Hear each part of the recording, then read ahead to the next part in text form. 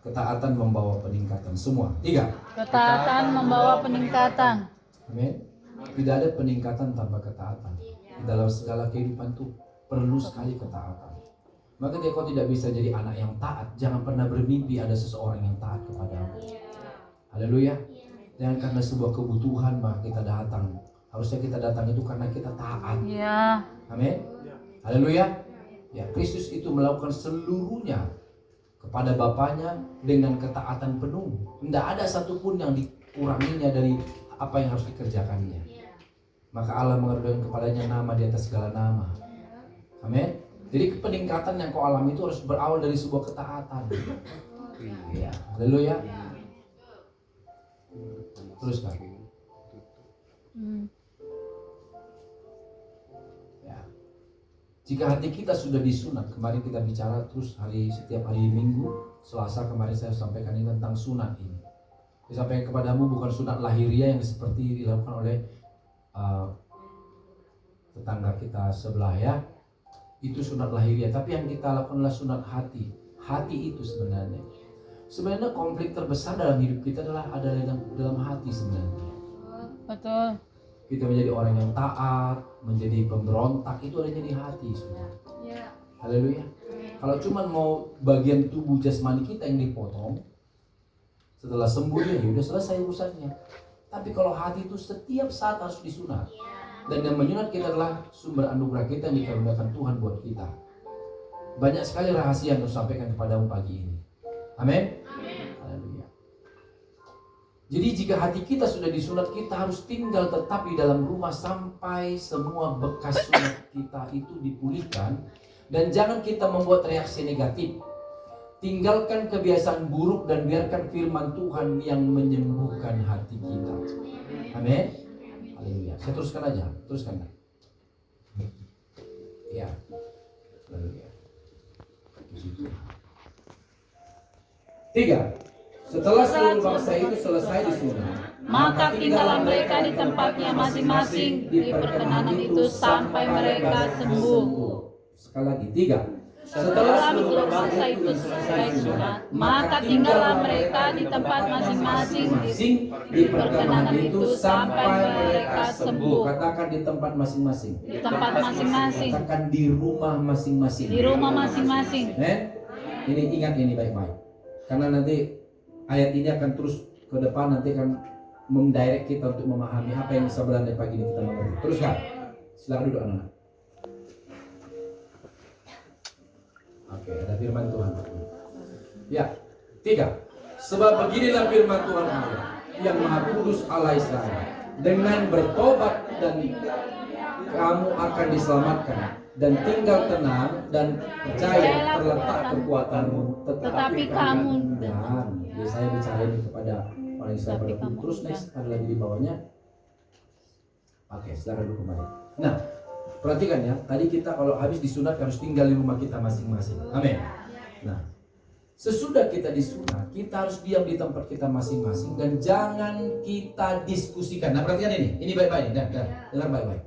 Dan jangan kita diskusikan tentang sunat yang kita alami dengan orang-orang yang di luar, yang tidak pernah duduk bersama-sama dengan kita. Karena luka itu bisa mendatangkan infeksi dan akhirnya luka itu bisa menjadi lebih parah lagi karena terkena kotoran. Halo? Dari sini.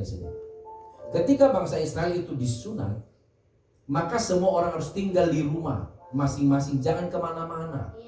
Sebab ada luka. Lalu ya, dan luka itu harus dijaga supaya jangan terinfeksi dia. Dijaga. Nah, ketika kamu disunat oleh sumber anugerahmu, sunat hatimu, kan ada yang suka saya tegur kan, berubah kamu, jangan bohong. Itu kan kadang-kadang melukai hati itu. Rasanya hati kita kok gitu sih, kok gitu sih. Kayak saya dibikin kayak anak kecil gitu. Halo? Kami dengan bapak kami begitu. Kadang-kadang kita dibentak, mematikan daging kita.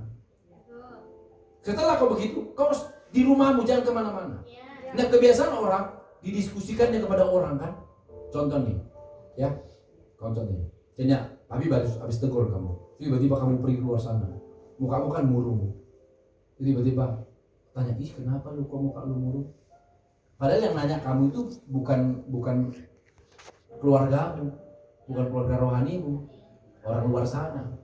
Maka kamu lagi, iya, saya baru ditegur. Tegur siapa? Ya, Bapak rohani saya. Bapak rohani? Bapak rohani apa? Udah? Ngerti kau? Emang mau apa? Gimana gini. Aha. Lama-lama masuklah virus-virus itu ke dalam dirimu. Padahal sebenarnya kerinduan seorang bapak itulah melepaskan kamu dari kedaginganmu yang pembohong, penipu itu. Halo? Jadi ketika kamu ditegur oleh seorang bapak, jangan kau diskusikan itu di luar.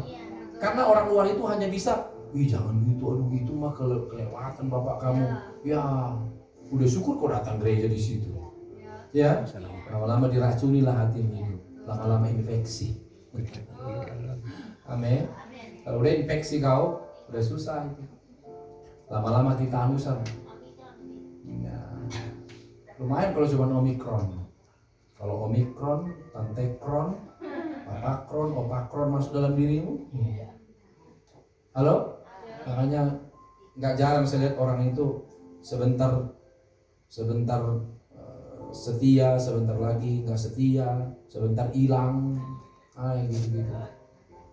Halo? Nggak stabil hidup kamu itu. Orang seperti ini sebenarnya nggak boleh menikah, orang yang nggak stabil. Karena sedikit kok emosi, sedikit kok marah, sedikit kok marah. Susah nanti perjalanan kehidupanmu. Betul. Amin. Jadi perkataan orang lain itu nggak boleh meracuni hidupmu ini. Oke, teruskan. Nah, di dalam kotoran itu ada bakteri yang mematikan. Ya, itu sebabnya luka itu harus dibersihkan dengan alkohol. Kalau ini luka jasmani yang dimaksud Papa Asal.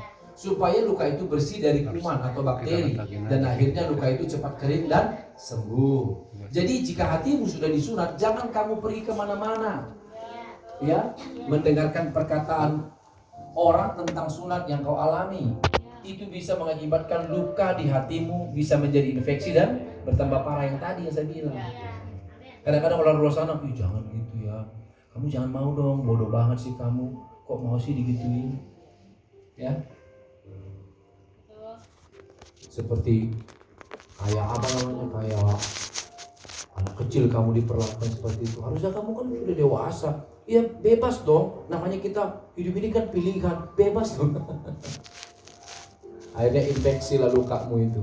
Akhirnya kau tidak pernah pulih. Halo? Ya. Makanya kalau habis operasi, kau jangan banyak-banyak bergerak. Ya. Terus tiba-tiba kau pergi lagi ke dokter lain, Pak, kira-kira